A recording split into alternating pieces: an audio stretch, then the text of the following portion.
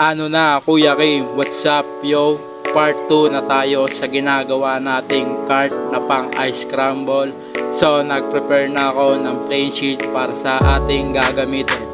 So habang ginagawa ko yan ay tinitira na ng tatlong veterano yung cart at nakapag welding na sila ng pang flooring, pang ilalim, molye at yung gagamiting swing arm.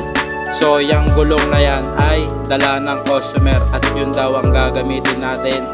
So ito ang nakahanda ng pang alignment para sa motor.